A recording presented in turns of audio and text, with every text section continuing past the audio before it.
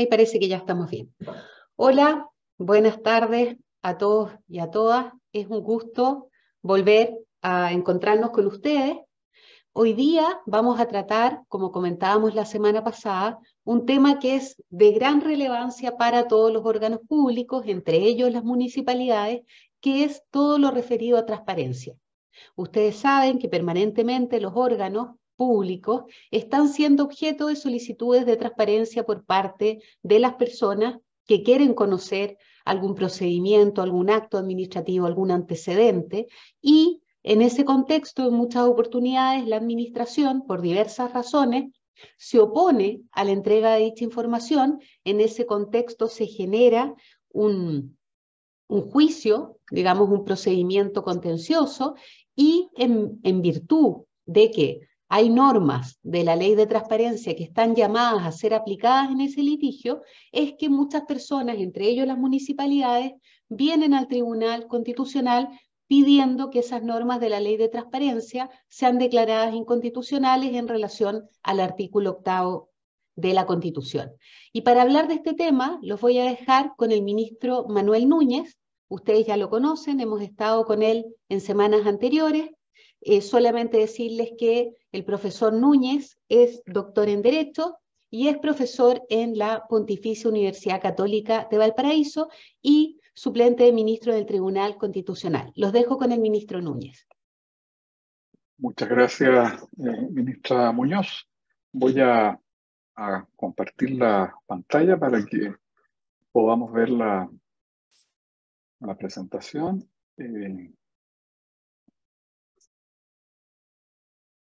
Se está viendo el PowerPoint, ¿verdad? Estupendo. Bueno, como saben todos ustedes, la organización, el funcionamiento de todos los órganos del Estado en general y de los municipios en particular está gobernado por ciertas reglas básicas o ciertos principios fundamentales que están en una parte muy importante, uno diría que es como la parte medular de la Constitución política, que es este capítulo que nosotros conocemos como las bases de la institucionalidad. Las bases de la institucionalidad establecen esos principios básicos, entonces, que son aplicables a todos los órganos del Estado.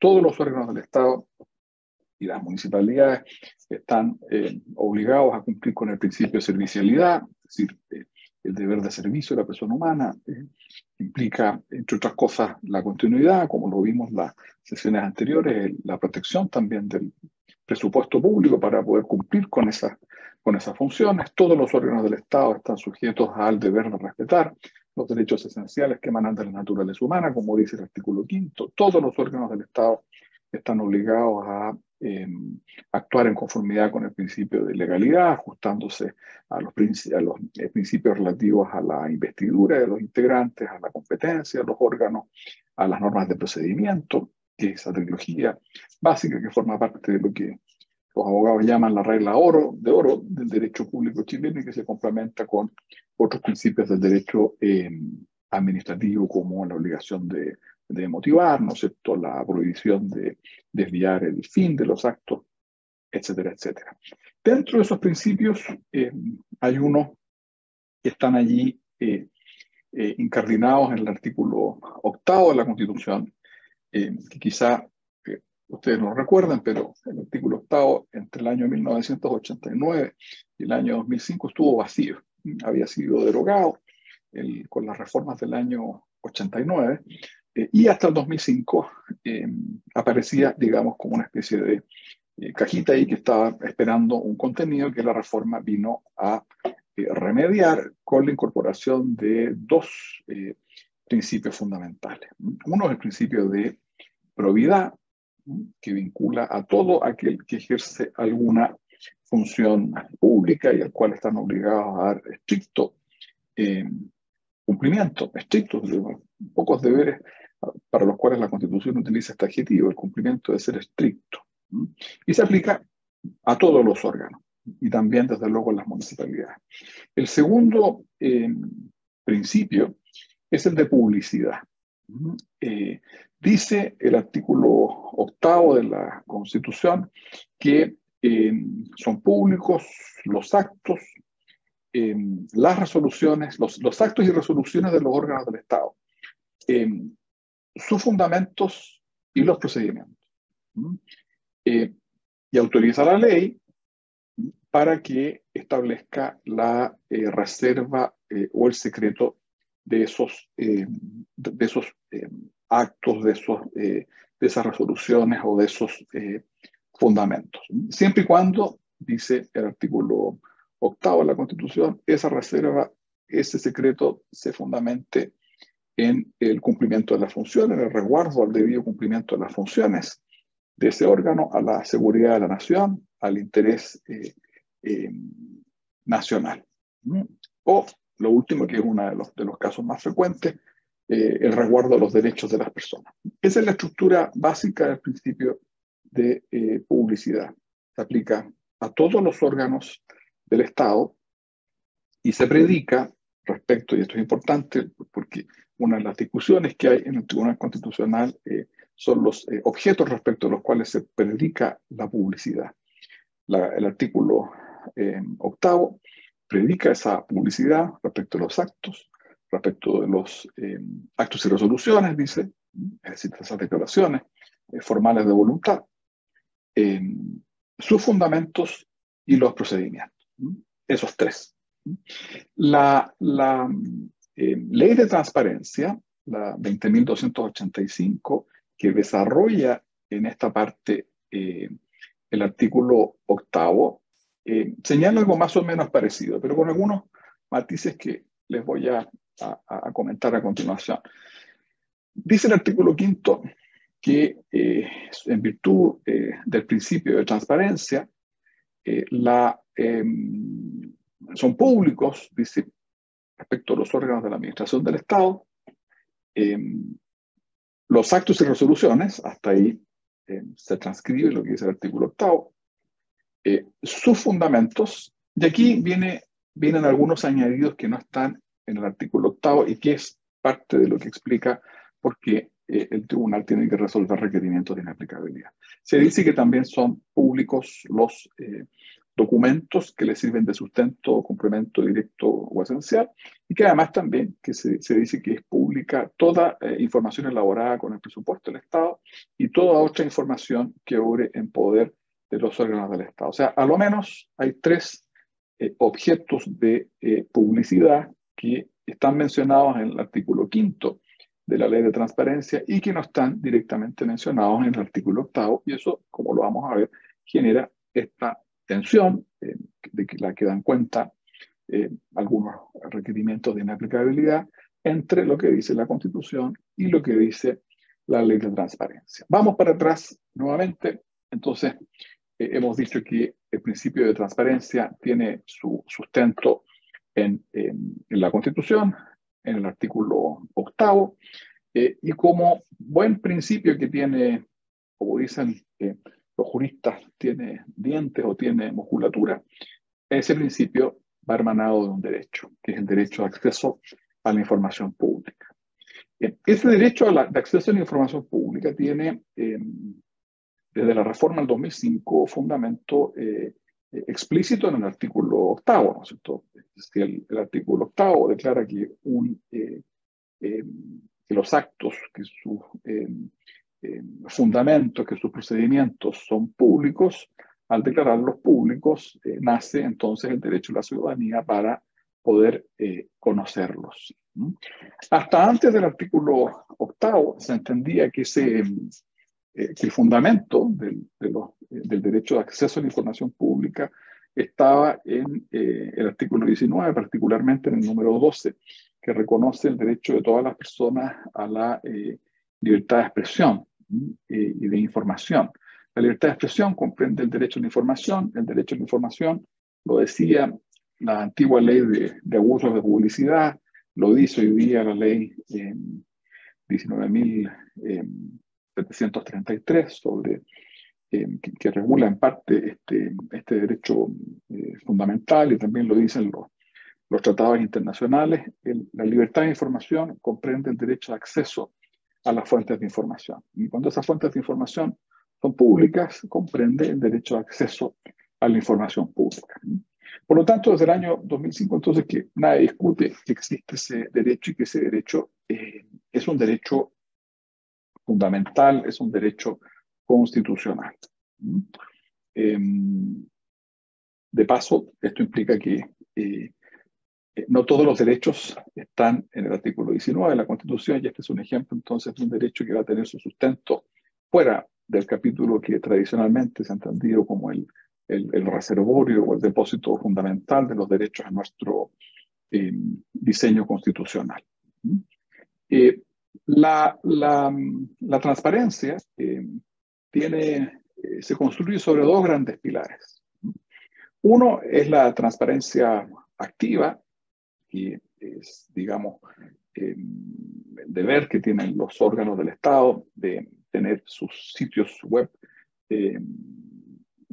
digamos, implementados de acuerdo con los requerimientos que establece la misma ley, ¿no es cierto? Tienen que tener su información relativa a los órganos, a sus atribuciones, a sus principales normas, el detalle de los actos y resoluciones que tienen efecto sobre terceros, lo que se publica en el diario oficial, las informaciones relativas a los gastos, al presupuesto, etcétera, etcétera. Es la transparencia activa.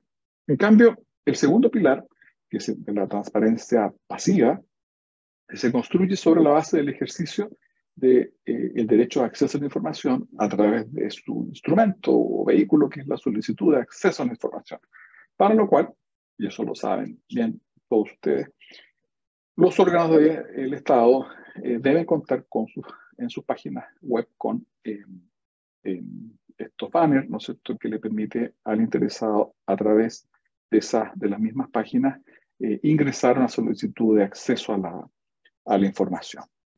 Ahora, esa es la información a la que se puede acceder vía directo de ejercicio de acceso al derecho a la información, de acuerdo con los procedimientos que están regulados en la ley 20.285. Hay que mencionar, y esto es importante tratándose de esta reunión convocada con personal municipal, que la otra ley, ¿no es cierto?, que establece los principios generales en materia de tramitación de procedimientos administrativos, que es la ley 19.880, también reconoce el derecho del interesado y de terceros a acceder a la información que está en los expedientes administrativos. Durante algún tiempo, la Contraloría General de la República entendió que para que el interesado accediera a la información debía hacer uso de las herramientas de la Ley de Acceso a la Información de la 20.285. Fueron algunos dictámenes que posteriormente fueron reemplazados por la jurisprudencia administrativa actual, ¿no es cierto?, que establece que el derecho de acceso a la información puede hacerse directamente dentro del procedimiento administrativo sin obligar al interesado a recurrir a las solicitudes de acceso que están gobernadas por la ley 20.285. No hay que pedirle entonces al interesado, mire, aquí es como decirle, mire, hay otra ventanilla, no se haga uso de esa ventanilla que es de la ley 20.285. El dictamen de la Contraloría dice, no, si la persona ya está, tiene la condición de interesado en un procedimiento administrativo, puede ir directamente en aplicación directa, ¿no es cierto?, de la ley 19.880, usted está obligado a entregarle esa información. En casos de negativa, se abren, digamos, las posibilidades de incorporar acá en esta especie de escena de principio de transparencia, donde hasta el momento hemos individualizado a un actor que es los órganos del Estado en general, los órganos administrativos en particular, y un segundo actor que es la persona que ejerce ese derecho. Aquí, cuando se producen diferencias, la ley 20.285 crea un tercer actor, una tercera agencia, digamos, que vela por el cumplimiento de estos principios, que es el Consejo para la Transparencia, y que va a conocer de los requerimientos que se le hagan cuando el requirente de información no queda satisfecho de la respuesta que le da el órgano requerido, en este caso la municipalidad. Esa es la orgánica de la 20.285, y que va a incorporar eventualmente, como lo vamos a ver, un cuarto actor a esta escena, que son los tribunales de justicia, que en caso de haber diferencia entre el órgano que requiere la información general y el Consejo para la Transparencia, va a dirimir esos conflictos a través de un contencioso de legalidad especial que diseña la ley 20.285, que son los tribunales de justicia. En general, la última palabra, entonces, en cuanto a la publicidad o su opuesto, que es el secreto o la reserva, la van a tener los tribunales de justicia. Y en ese contexto, en el contexto de la tramitación de los reclamos de legalidad respecto a las decisiones que toma el Consejo para la Transparencia, aparece el último actor de esta escena, que es el Tribunal Constitucional, al cual las partes afectadas por la entrega de una información, o bien la administración afectada por la decisión del Consejo que lo obliga a entregar información, suelen recurrir mediante el requerimiento de inaplicabilidad. Ese es el principio, la estructura general. Debo repetir, partiendo de la base de que el principio de transparencia a nivel constitucional se aplica a todos los órganos del Estado, aun cuando desde luego la ley de transparencia tiene una vocación muy general, aunque la mayoría de los conflictos que llegan al tribunal se refiere a aplicaciones entre, digamos, el gobierno y la administración, el gobierno y la administración pública. Y es que ahí es donde nos vamos a centrar, dado que esto es una actividad principalmente diseñada para personal municipal. Bueno, ahí tienen ustedes el artículo, parte del artículo 5º, ¿no es cierto?, que es el que establece la publicidad de la información elaborada con presupuesto público, toda otra información que obre en poder de los órganos de la administración del Estado, cualquiera sea su formato, soporte, fecha de creación, origen, clasificación, procesamiento. Esta regla, la del 5º inciso segundo, es una regla que usualmente comparece en los requerimientos de inaplicabilidad, porque como les había ya adelantado, y les vuelvo a repetir, el 5º inciso segundo plantea este problema en cuanto extendería, y esa es la pregunta, extendería la publicidad a objetos que no están expresamente identificados en el artículo 8º de la Constitución. Ese es el debate.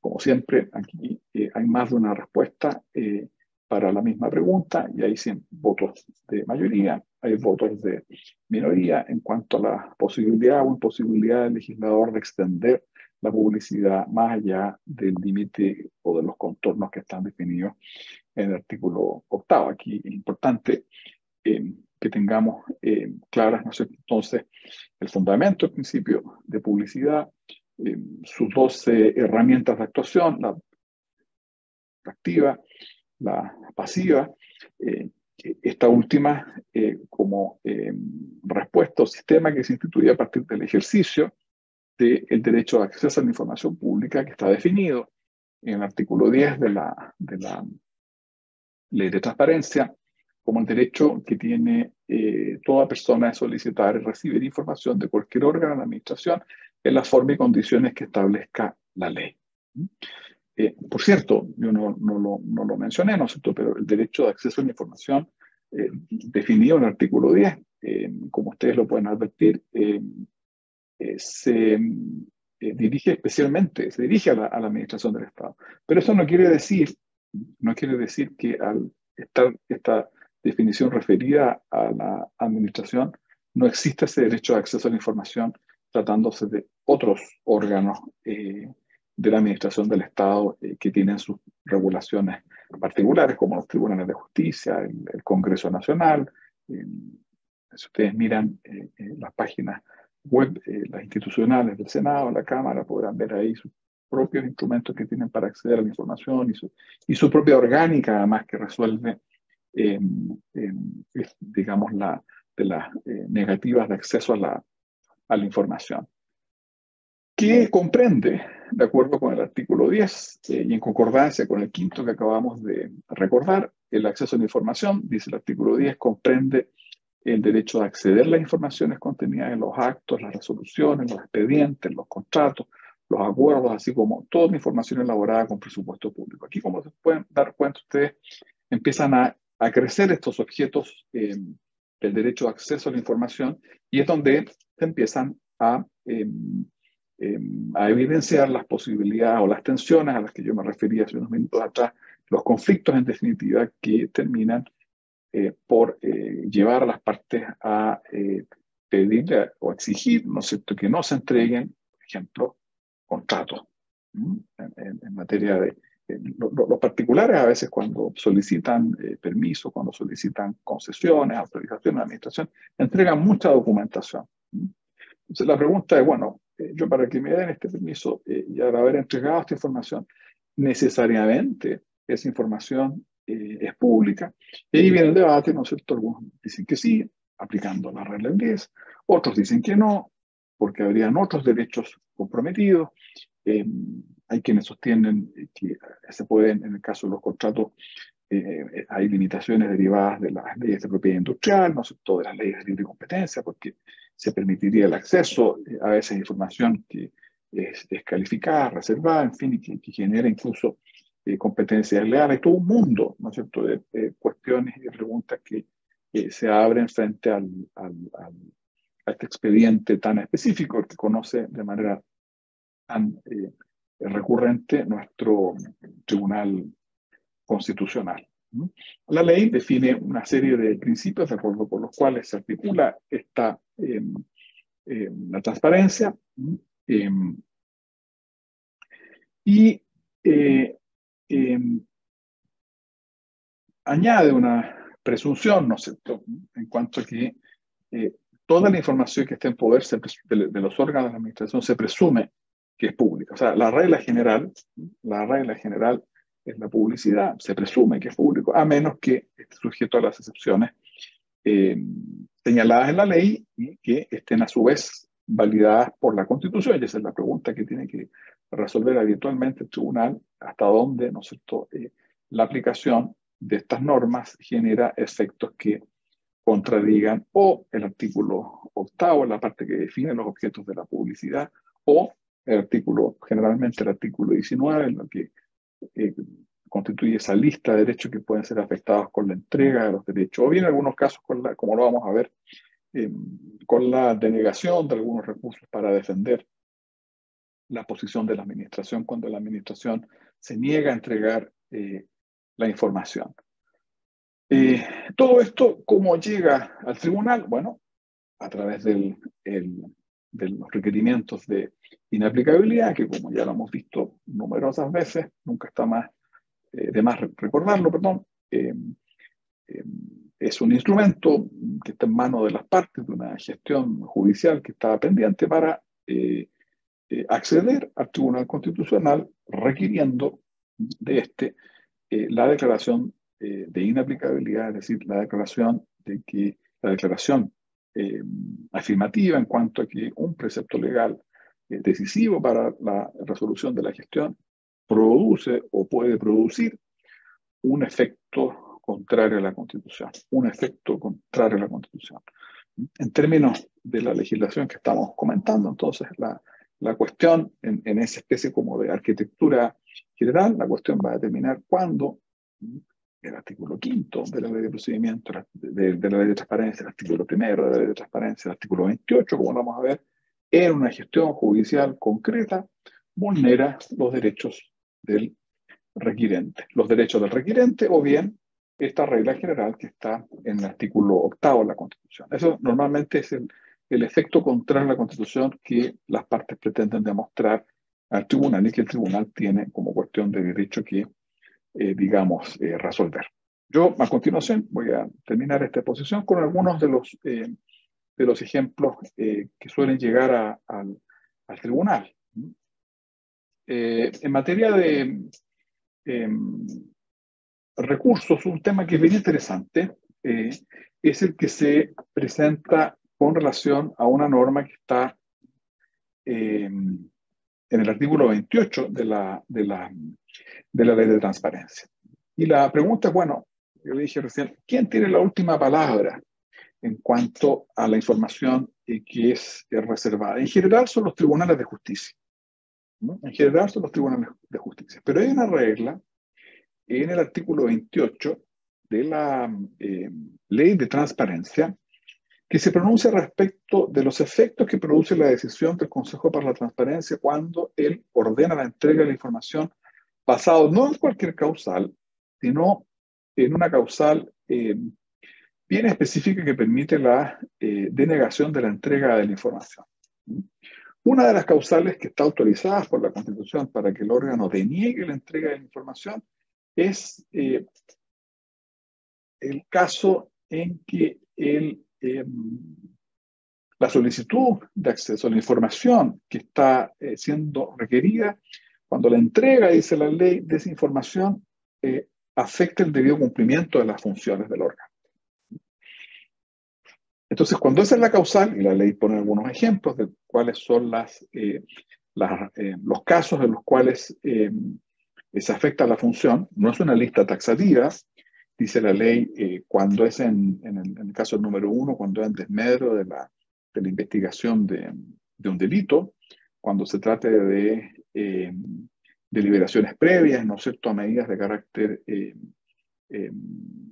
medidas políticas, ¿no es cierto?, las deliberaciones previas, o cuando se trata de requerimientos genéricos. Ahí tienen tres causas y también, por cierto, se me olvidó mencionar una que de cuando en cuando llega al Tribunal Constitucional y es la información que tiene que ver con cuando es información que constituye antecedentes necesarios para defensas judiciales, dice la defensas jurídicas o judiciales.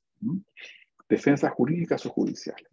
En esos casos, el órgano requerido, la municipalidad en este caso, puede decir, mire, yo no le voy a entregar esta información porque en este momento tenemos un juicio y esa información afecta el derecho a la defensa y es una información que yo no se la puedo entregar porque afecta el funcionamiento del órgano. Mire, supongamos que esto es un plan de fiscalización que tenemos y si yo entregara mi plan de fiscalización, estaría naturalmente generando un problema, ¿no es cierto?, que afecta las funciones debidas del órgano. Entonces, cuando el órgano requerido, digamos, deniega la entrega de la información por una de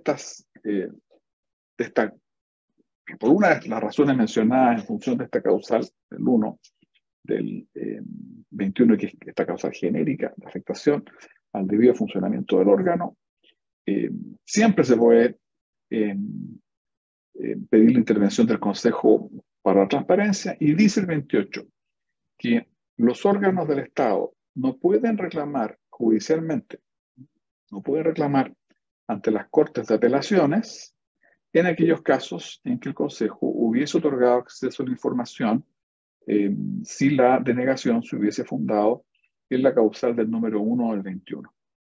En otras palabras, así leída, el quien tiene la última palabra cuando la denegación se fundamenta en la afectación a las funciones del órgano es el Consejo por la Transparencia. Eso dice el 28. Por lo tanto, usted, municipalidad, usted, universidad, usted, servicio público, usted, órgano de administración, que sea, usted no puede reclamar. No puede reclamar. En varios casos, aquí tienen uno de la municipalidad de Cholchol, los municipios han llegado reclamando en contra de esta regla. Dicen, bueno, mire, ¿por qué el Consejo va a tener la última palabra? ¿Por qué yo no puedo, no tengo acceso ¿por qué tengo este acceso limitado? ¿Por qué no tengo el derecho al recurso en este caso? Y aquí, como siempre, hay más de una interpretación, y la interpretación predominante, ¿no es cierto?, le ha permitido al tribunal acoger estas inaplicabilidades y decir, bueno, mire, aquí hay una restricción, ¿no es cierto?, indebida, el derecho al recurso, en fin, y no corresponde, digamos, que se le limite eh, órgano, al órgano a quien se le ha requerido la información, no es procedente que se le limite su acceso al reclamo de legalidad para defender sus funciones. En el fondo, el tribunal entiende que aquí hay una limitación, se ha entendido en algunas sentencias, como les digo, que aquí hay una limitación al derecho que tiene el tribunal, perdón, el servicio, el órgano de la administración para defender sus funciones. Aquí tienen otro ejemplo del que yo les mencionaba recién, Pacific Seafood, del rol 12.145, es otro de los casos en que se reclama eh, respecto de esta ampliación de la información, esto que antiguamente se llamaba exceso de competencia, supuesto vicio por exceso de competencia, y en el que incurriría el artículo 5º, inciso primero, al añadir estos documentos que sirven de sustento, complemento directo o esencial, que no está en el artículo 8º, o el de ese inciso segundo al hacer pública también toda otra información elaborada con presupuesto público. El gran problema que se presenta cuando se presentan solicitudes de concesión, cuando se presentan solicitudes de autorizaciones farmacéuticas, ¿no es cierto?, para entregar información que no estaría comprendida dentro de la lista de objetos, llamémoslo así, provisoriamente, de transparencia del artículo 8º de la Constitución. Aquí tiene un ejemplo de un requerimiento rechazado. Hay otros casos acá, aquí tiene uno de la Universidad de Chile. Las universidades también suelen ser objetos, porque son órganos de la administración del Estado, ¿no es cierto?, autónomos de la administración del Estado. Y también requieren, en este caso se trataba, rol 13.039, si mi memoria no me traiciona, de acceso a información médica, ¿no es cierto?, de laboratorio. En otros casos se le pedía información vinculada, por ejemplo, a las pautas de corrección de las pruebas de selección universitaria que administra la Universidad de Chile. En fin, esos son, digamos, problemas frecuentes que terminan, como les digo, en el Tribunal Constitucional. Rol 13.709. Esta sentencia, tomen nota de ella porque aquí le hemos mostrado algunas que acogen, aquí tienen una en la que algunas que rechazan, y aquí tienen algunas donde se acogió el requerimiento de inaplicabilidad. Rol 13.079. Bueno, ya estoy en la hora. Esta es otra. Pero me voy a quedar acá, colega Muñoz. Muchas gracias. Voy a dejar de compartir pantalla. Muchas gracias, ministro Núñez. Déjeme ver un segundito que nos están preguntando. ¿Ha variado la jurisprudencia en materia de acceso? A ver, buenos días, mi nombre es Marcela, ya, sí. Ya, bueno, algunas preguntas son más bien de la organización de las charlas y de materia, y una de Rodrigo Reyes que nos dice, con los últimos cambios en la integración del TC, tengo las siguientes preguntas. ¿Ha variado la jurisprudencia en materia de acceso a la información en el entendido que ahora el tribunal sí entiende que en el artículo 8º, inciso segundo, consagra un principio de transparencia y no solo de publicidad? ¿Contesto yo o contestas tú? Sí, bueno, podemos contestar los dos, porque siempre es bueno, digamos, complementar las distintas visiones. De la última, efectivamente,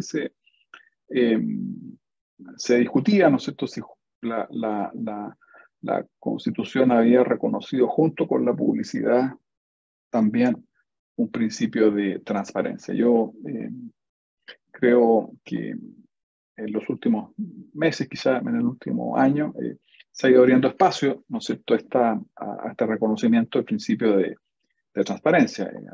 No es esa, digamos, la única área en la que se han generado cambios de jurisprudencia, ¿no es cierto?, que son relativamente normales en órganos de naturaleza colegiada y donde no hay, donde los periodos, por largos que sean en el ejercicio del cargo, no son tan largos como los tribunales de otros países. Piensen ustedes que en la Corte Suprema de los Estados Unidos hay cambios de jurisprudencia, pero claro, quizá con ritmos menores, porque los cargos son vitalicios. No estoy diciendo que en Chile deberían ser vitalicios, pero quiero decir que los ritmos a veces tienen que ver con la estructura de los órganos. Natalia. Perfecto, muchas gracias, Manuel. Sí, yo creo que ha habido un cambio importante en la jurisprudencia, ciertamente, a partir del cambio de la integración que se generó el año pasado, y efectivamente se ha estimado que lo que se señala en el artículo 8 de la Constitución es un principio de aplicación general. Y esto tiene que ver con una discusión que es un poquito más amplia actualmente en el derecho administrativo. ¿Qué es lo que nos convoca? Bueno, quizás ahora me voy a explayar un poco más porque derecho administrativo es mi materia, a diferencia de algunas otras semanas que quizás hemos tenido materias un poquito más alejadas. En concreto, hay toda una discusión, especialmente en el ámbito del derecho administrativo, acerca de qué relación deben tener los principios, especialmente ciertos principios técnicos, en relación a las normas positivas, si debieran primar en algunos casos, y también hay una relación, digamos, también con respecto a los principios generales del derecho, que también hay ciertas corrientes que pretenden o tienen la aspiración de relevarlos en cuanto a su importancia. Por ejemplo, Schmidt-Hassmann reconoce que dentro de las fuentes del conocimiento jurídico, las fuentes generales del derecho, están justamente los principios, y que esos principios se generan a través del contraste y la comparación que uno puede hacer entre las normas, por una parte, y las instituciones jurídicas, por la otra. Y estos criterios, la experiencia, las reglas de la lógica o los criterios de razonabilidad que se extraen desde la práctica, en el fondo tienen o han ido adquiriendo cada vez mayor relevancia en el ámbito del derecho. Y esta idea también ha sido recogida, por ejemplo, por autores españoles que ustedes conocen, como por ejemplo Eduardo García Enterría o Tomás Ramón Fernández en el famoso manual, ¿no?, que hicieron en alguna época y que se ha ido reimprimiendo y reeditando hasta el día de hoy. Y ellos consideraban que este derecho administrativo, que es el derecho común de las administraciones públicas, no solamente va a estar formado por normas, sino que evidentemente también por estos principios generales. Y en este caso son los principios generales de derecho administrativo.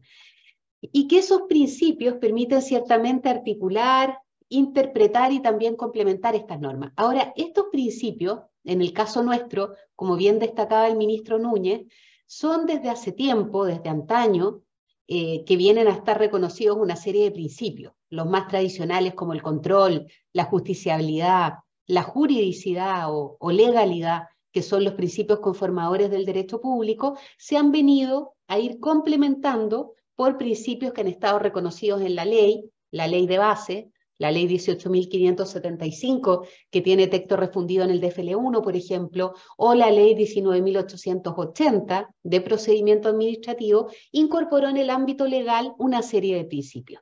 Y como decía el ministro Núñez, en el artículo 8 se incorporó, con más reciente data que algunos de los principios tradicionales, este principio de transparencia o publicidad, que para mí yo los considero parte integrante del mismo principio, pero eso es una opinión bastante personal. Pero como les comentaba, hay muchos autores, como García Enterría, Fernández y también Alexi, que consideran o le dan mucha relevancia a los principios, especialmente a estos principios que son configuradores del derecho público.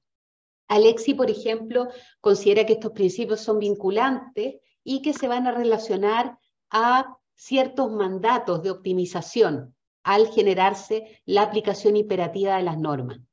En definitiva, entonces, también hay un sector de la doctrina, yo no soy parte de ese sector por si acaso, que considere inclusive la aplicación que podría tener los principios generales por sobre ciertas normas, pero eso en Chile claramente tendría un problema en relación a la juridicidad, porque los artículos 6 y 7 de la Constitución, al igual que la norma que se está proponiendo hasta ahora, para ser votada, digamos, en su oportunidad por todos nosotros, tiene como pilar fundamental justamente el principio de juridicidad, que los órganos públicos se rigen en su organización y en su actuar por un conjunto de normas jurídicas, y eso es lo que justamente por las normas de la Constitución y las normas dictadas conforme a ella, que es el principio de supremacía constitucional y que rige, como sabemos, el ser y el actuar de los órganos públicos.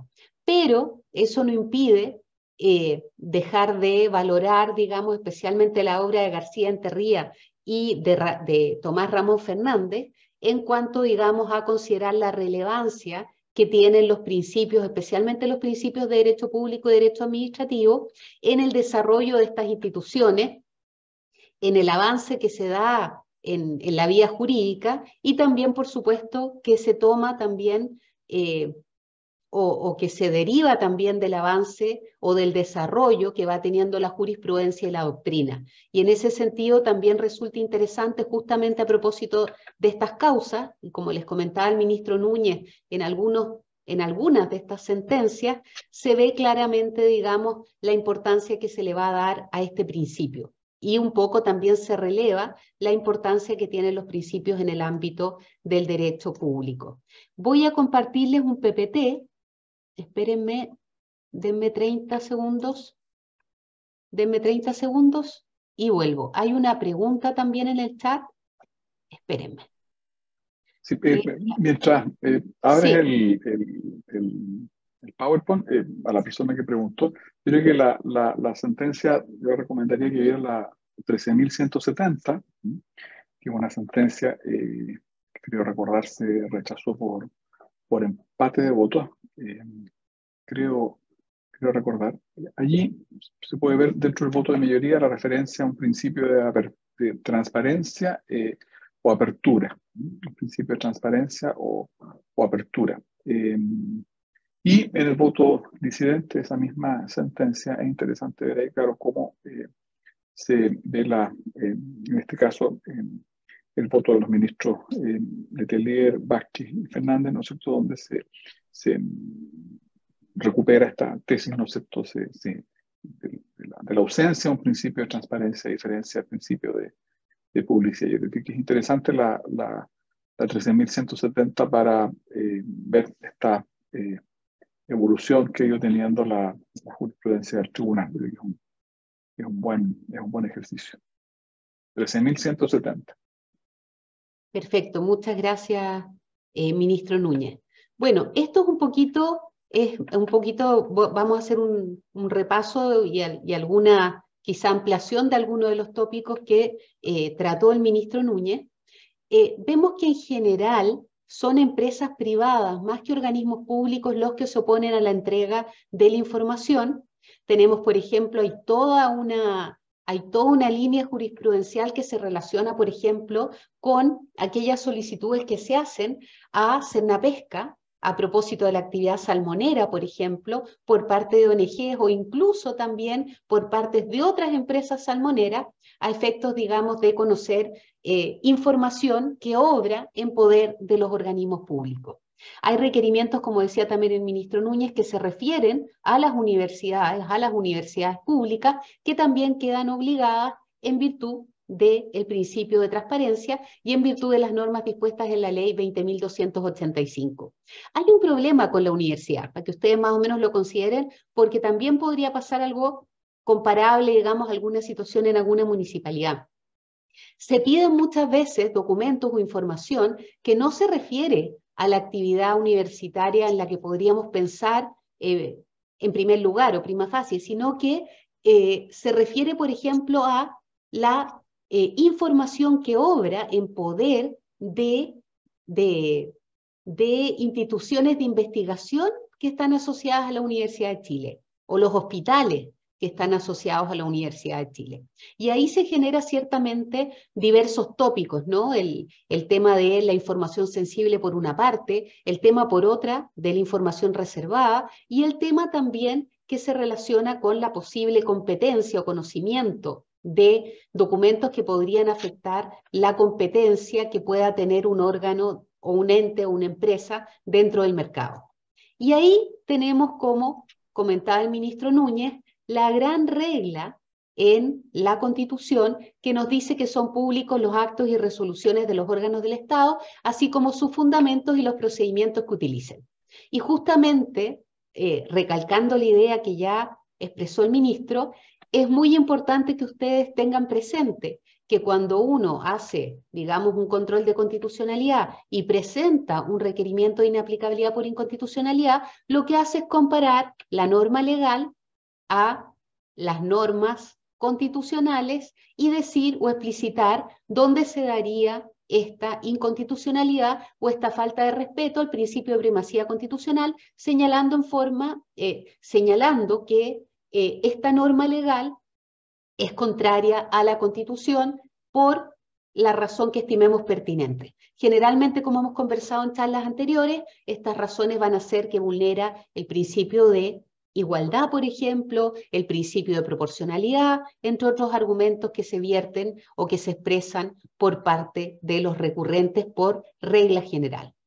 Y luego, es justamente en relación a esto que está marcado con un color muy sobrio, un fucsia, vamos a ver que es justamente aquí donde se generan las problemáticas. ¿A quiénes se aplica? Ya lo sabemos. Gobierno, administración pública, Congreso, Poder Judicial, autonomías constitucionales. Tiene una aplicación muy amplia, al igual que todos estos principios de derecho público. Y luego tenemos que ver cuál es el desarrollo legal de este mismo principio. Y el desarrollo legal lo tenemos por una parte en la ley 18.575, que tiene texto refundido en el DFL1, que nos va a señalar, yo siempre digo el texto refundido porque cuando uno cita, si uno cita el artículo 3 de la 18.575, está citando el artículo de la norma que ya no existe, porque tiene texto refundido. Por eso, cuando estamos citando las normas actuales, uno la tiene que citar con el texto que fijó, digamos, el texto refundido, sistematizado, etc. ¿Qué es lo que nos dice el artículo 3? La función pública se ejercerá con transparencia de manera que permite y promueva el conocimiento de los procedimientos, contenidos y fundamentos. Procedimientos, contenidos y fundamentos. Fundamentos, procedimientos, contenidos, estamos, por supuesto, en sintonía con lo establecido en el artículo 8º. Luego tenemos los artículos propios de la ley 19.880 que también se van a referir a este principio, pero se van a referir, obviamente, aplicándolos a el objeto de regulación de esa norma, y el objeto de regulación de esa norma es el procedimiento administrativo. Por lo tanto, este principio de transparencia y publicidad, que aquí están unidos, implica que todo procedimiento administrativo se realizará con transparencia de manera que permite y promueva el conocimiento de los contenidos y fundamentos de las decisiones que se adopten en él. Es bastante coherente con el artículo 8º, por una parte, y también con el artículo 3º de la ley de base. Y luego nos va a decir también que son públicos los actos y resoluciones de los órganos de la administración, así como sus fundamentos y documentos en que estos se contengan, y los procedimientos que utilicen en su elaboración o dictación. Aquí hay un pequeño tópico que, si ustedes se fijan, cambió. Nos hablan de los procedimientos que utilicen en su elaboración o dictación, pero ese procedimiento es el procedimiento administrativo. Por lo tanto, tampoco estaría ampliando, digamos, en sentido lógico, aquello dispuesto en el artículo 8º. Y luego, lo contrario a la obligación son los derechos, que también lo mencionaba el ministro Núñez, que es el derecho que tienen las personas a conocer el estado de tramitación del procedimiento en que ellos tengan el carácter de interesado. Y por supuesto también pueden pedir copia o acceso al expediente. Hay muchos órganos públicos y especialmente esto tiene mayor vigencia o mayor relevancia a partir de la ley de las últimas reformas que promueven, digamos, la digitalización de la administración. Y así hay una serie de derechos que están consagrados que le permiten al administrado pedir acceder a los actos y a los documentos. El problema se da, como ya pudieron ver ustedes en los casos, el problema se da cuando empezamos a analizar el contenido de ley sobre acceso a la información pública. ¿Por qué? Porque nos dice que va a haber un principio de transparencia, que hay que respetar la publicidad de los actos, resoluciones, procedimientos y documentos de la administración, así como la de sus fundamentos, y en facilitar el acceso a cualquier persona a esa información a través de los medios y procedimientos que establezca la ley. Todavía estamos relativamente en sintonía con los artículos que hemos venido citando y también con el artículo 8º. Dice, y documentos de la administración. Eso ya, digamos, uno podría decir que es un documento de la administración y deberíamos entender que un documento de la administración es un acto administrativo y por ende no hay mayor modificación tampoco en relación a lo que hemos venido conversando. Luego nos dice que el artículo 11 nos dice que hay un principio de apertura o transparencia conforme al cual toda la información en poder de los órganos de la administración del Estado se presume pública. Esto obviamente es una presunción y por lo tanto yo puedo acreditar que hay ciertos documentos que obran en mi poder. Estoy pensando en mí como sujeto público, como funcionario público, digamos que soy requerido, yo podría pensar que parte de la información que obra en mi poder no tiene el carácter de información pública. Se presume pública, pero uno podría decir no lo es, ¿ya? Y ahí tenemos, digamos, una serie de temas. Por ejemplo, ¿qué es lo que nos dice la OECD? Debiéramos entender que hay un proceso por el cual la información de las condiciones existentes permite ser accesada para la toma de decisiones y acciones de manera visible y entendible.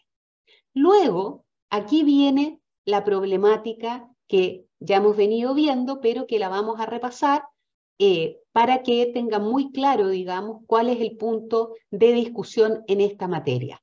¿Qué es lo que se dice en el artículo 5? En virtud del principio de transparencia de la función pública, los actos y resoluciones, hasta ahí vamos bien, de los órganos de la administración del Estado, sus fundamentos, los documentos que les sirvan de sustento, hasta ahí vamos bien. Pero luego viene o se agrega o complemento directo y esencial.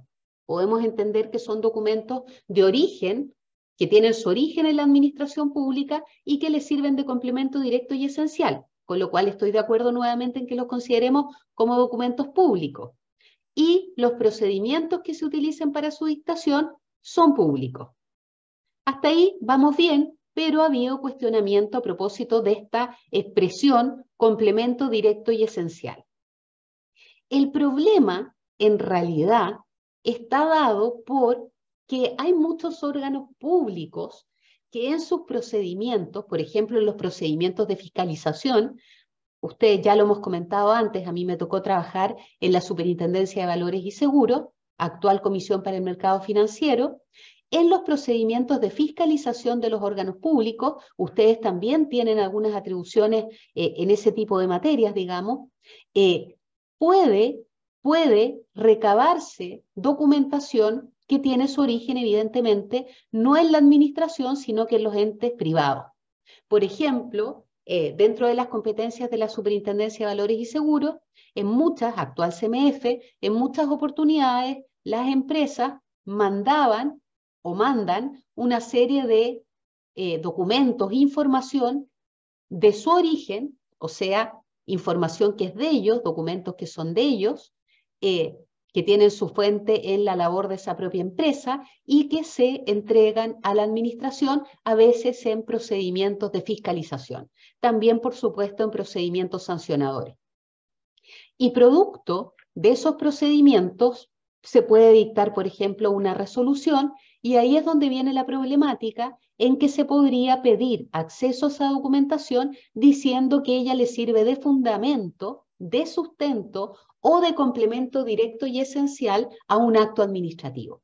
Y ahí viene, digamos, la problemática de si esa información sería pública o no. Según el artículo 5º, como estamos viendo, uno podría sostener que en principio es pública y que para que no lo sea hay que estarse o hay que invocar algunas de las excepciones que establece justamente la ley 20.285, que tiene una serie de excepciones que le permiten justamente a esas empresas poder ampararse en ellas para oponerse a la entrega de la información.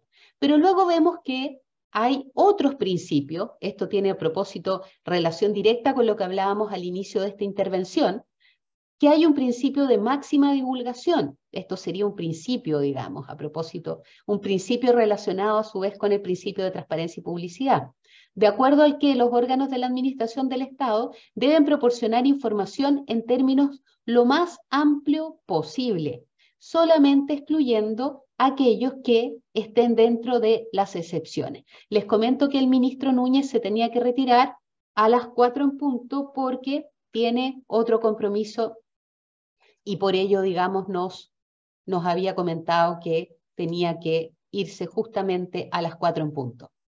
¿Qué es información pública? Es aquella susceptible de ser conocida por toda la ciudadanía como consecuencia de que está afectada por las obligaciones de publicidad y de transparencia y no se encuentra incursa en ninguna de las excepciones a la publicidad que el ordenamiento establece. Y fíjense acá, ¿dónde está la pelea? ¿Dónde está lo que antes se acogía por parte del Tribunal Constitucional y actualmente no? Está en esta norma. El inciso segundo del artículo 5 de la Ley de Transparencia dice que es pública la información elaborada con presupuesto público. Hasta ahí estamos bien, pero podríamos tener problemas. ¿Qué pasa con los estudios, los informes en derecho? Hay un montón de información, por ejemplo, con los concursos, ¿no? ¿Qué pasa con la información que se elabora por privados, pero cuyos fondos tienen un origen público? Eso es todo un tema. Y es justamente lo que nos han traído acá al Tribunal Constitucional. El inciso segundo del artículo 5 de la Ley de Transparencia prescribe que es pública la información elaborada con presupuesto público y toda otra información. Esto es lo más complejo. Estos dos puntos. Es pública la información elaborada con presupuesto público.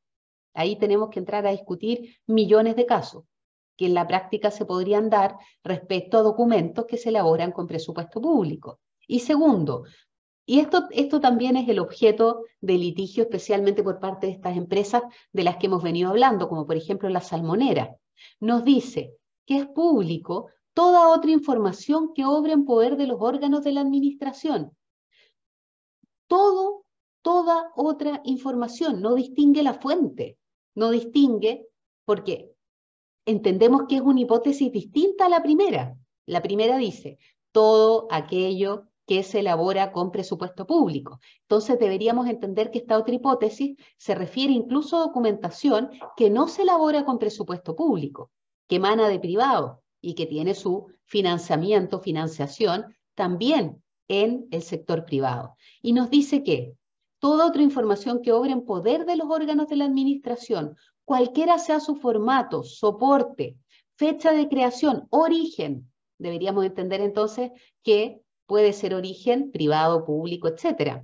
Clasificación o procesamiento, a menos que esté sujeta a las excepciones señaladas.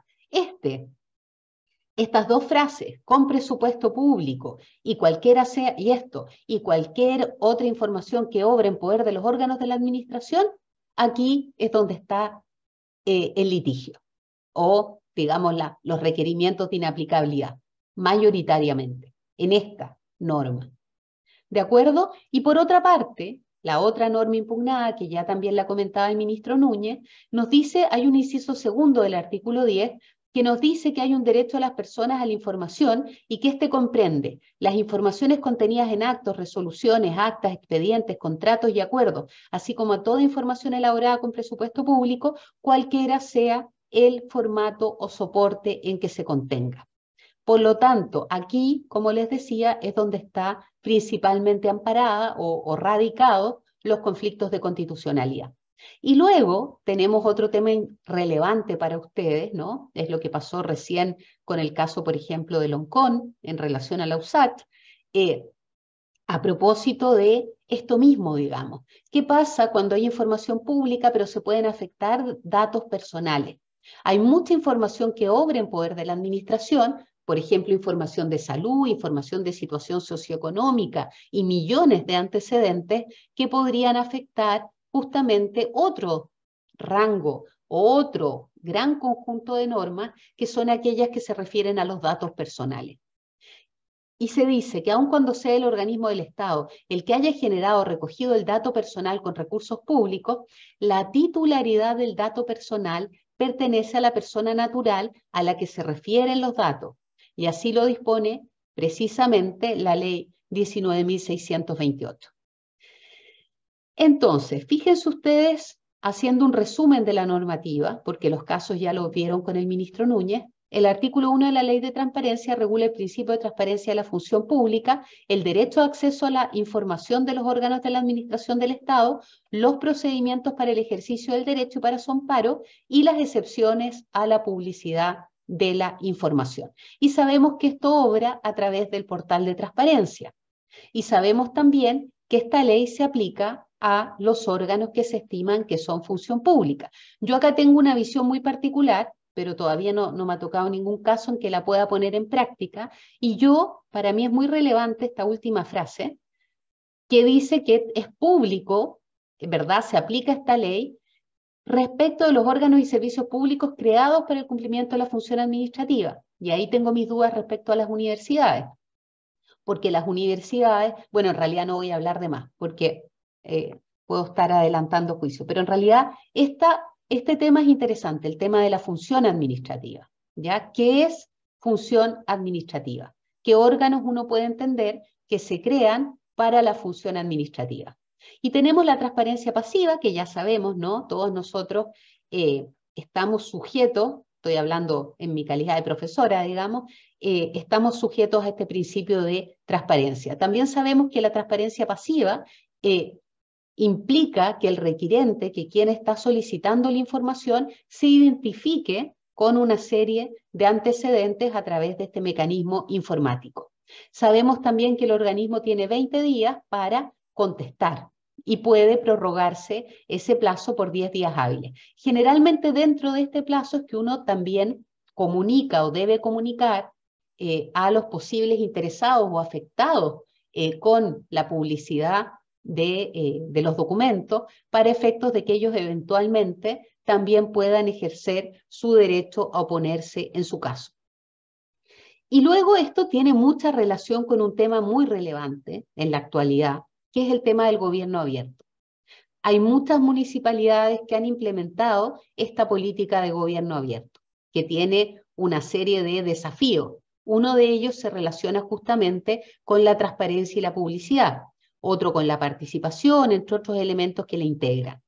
Y así sabemos que hay una serie de tópicos que son muy importantes. La transparencia es uno, ciertamente. La información sobre las actividades y decisiones del gobierno es abierto. Esto es para ser un gobierno abierto. Exhaustivo, oportuno, de libre acceso al público y que satisface estándares básicos de gobierno abierto. Luego hay una rendición de cuentas. Hay todo un proceso de fortalecer la rendición de cuentas. Se establecen normas, regulaciones, mecanismos que llaman a los actores de gobierno a justificar sus acciones, actuar frente a las críticas o solicitudes que se les hacen y aceptar la responsabilidad por no comportarse de acuerdo a esos compromisos. Está el tópico de la participación ciudadana. Nos quedan 10 minutos, así que me voy a apurar un poco. Tenemos el tópico de la participación ciudadana y también tenemos otro gran elemento que actualmente se está desarrollando de manera muy rápida, muy relevante también en la normativa que se acaba de incorporar. No tan se acaba porque han pasado un par de años, pero que se está incorporando recientemente a nuestra normativa. Los gobiernos aceptan la importancia de entregar a los ciudadanos el acceso abierto a la tecnología. Eso también es muy relevante. ¿Y qué es lo que nos ha pasado en el Tribunal Constitucional respecto a estas normas de transparencia? A propósito, digamos, de litigios pendientes en la materia. Podemos, en primer lugar, decir que ha habido un aumento de la litigiosidad y un aumento, por ende, de los requerimientos al Tribunal Constitucional en estas materias. Y en estas materias, cuando uno piensa en la justiciabilidad, en el acceso a la justiciabilidad por parte de los municipios, vemos que hay 3 mecanismos, ¿no? Cuando nos piden transparentar alguna información que estimamos que debe ser reservada, finalmente terminamos litigando ante el Consejo para la Transparencia. Eventualmente hay casos también que han llegado al Poder Judicial, sin lugar a duda, y también, por supuesto, han habido requerimientos al Tribunal Constitucional cuando estas normas, el artículo 5, el artículo 10 de la Ley de Transparencia, pueden resultar aplicables a un caso concreto que, por ejemplo, está pendiente de resolución en el Poder Judicial, en alguno de sus tribunales, especialmente, digamos, en la Corte Suprema o en las Cortes de Apelaciones. Y han habido una serie de casos muy emblemáticos a propósito de esta transparencia, ¿no? El acceso, como este era el caso que les mencionaba el ministro Núñez, el acceso a antecedentes de procesos de acreditación de instituciones de educación superior, las fiscalizaciones realizadas por las superintendencias, porque aquí hay mucha información de los particulares. Ojo, esta información no necesariamente tiene que ver con grupos de interés económico que quieran conocer información empresarial de alguien, sino que también tiene mucho que ver con los mecanismos de control ciudadano y participación. Hay toda una tendencia actual, que también la hemos visto en trabajos muy recientes de derecho administrativo, a propósito de que uno de los mecanismos de justiciabilidad y de ejercicio del control se da más bien a propósito de la acción, por ejemplo, de ONGs, de grupos organizados, que de periodistas, en fin, los periodistas ocupan muchísimo también el mecanismo de solicitud de transparencia para, digamos, fundar o generar, digamos, reportajes, etc. Respecto de las fiscalizaciones realizadas por la superintendencia, por ejemplo, hubo muchos requerimientos en relación a la información relativa a condonaciones tributarias y bases de datos que obraban en poder del Servicio de Impuestos Internos, y también siempre hay muchos requerimientos, ustedes lo habrán visto, en relación a materias que tienen que ver con el ejercicio de la función pública. Por ejemplo, actas de los comités de calificación, actas de concurso, los sumarios administrativos, que una vez que se concluyen, los sumarios, para que ustedes siempre lo tengan presente, una vez que un sumario concluye, que está afinado, que terminó la tramitación del sumario administrativo, por cualquiera sea su causal de término, ese sumario pasa a ser público, ¿ya? Si en algún momento hay alguna información en un sumario que yo no quiero que sea pública, tendría que hacer gestiones para que se declare como reservadas, pero ahí estamos en toda esta temática de que las normas de publicidad son bastante amplias y en general solamente, por ejemplo, acá en el Tribunal Constitucional se hace excepción a la publicidad de los expedientes, de los documentos contenidos en los expedientes, y se decreta la reserva de los mismos cuando, por ejemplo, en los antecedentes hay referencias a menores, a delitos cometidos, por ejemplo, contra menores. En esos casos el tribunal evidentemente mantiene reserva de esos antecedentes. Y nuevamente esto está muy en relación a esto otro, digamos, en qué casos han habido requerimientos principalmente cuando hay una serie de temas, ¿no? que son los que se han puesto sobre la mesa. El derecho a acceso a la información está consagrado en la Constitución.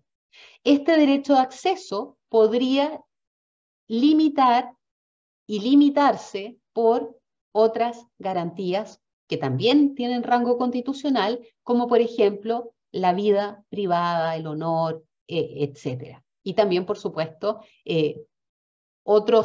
vulnerar otros cuerpos normativos, como aquel que se refiere a la protección de los datos personales. Y gran discusión tuvo en su minuto, y esto también es relevante para todos los funcionarios, si los correos electrónicos de las casillas institucionales de los funcionarios públicos son comunicación privada o son comunicación pública. Este es otro gran objeto de debate. Y ahí se dijo, bueno, se puede acceder si son fundamentos de una decisión de la autoridad, ¿ya? O, por ejemplo, se ha dicho que se debe limitar en el tiempo el acceso a los documentos. No puede ser toda la correspondencia de un funcionario, pero es complejo y el tema ha sido objeto de debate en varias oportunidades.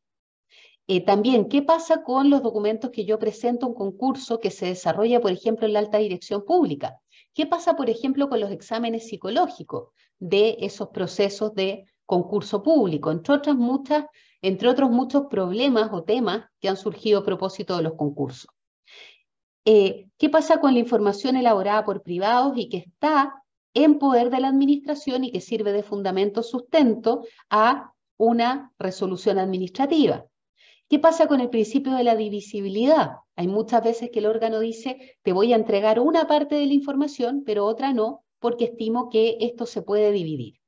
Y vemos que esta presentación, la que expuso el ministro Núñez, era la que tenía la jurisprudencia actualizada. Esta tiene, digamos, la jurisprudencia hasta diciembre del año anterior, y vemos que en el caso de las municipalidades teníamos una serie de roles que se referían justamente a requerimientos hechos por parte de municipios y que les pueden servir a ustedes, por supuesto, y ya pedí que les compartan esta presentación y la presentación anterior para efectos de que ustedes puedan tener acceso a todos estos roles que les van a permitir quizá poder generar o tener modelos para alguna presentación que pueda ser, que pueda tener origen en ustedes.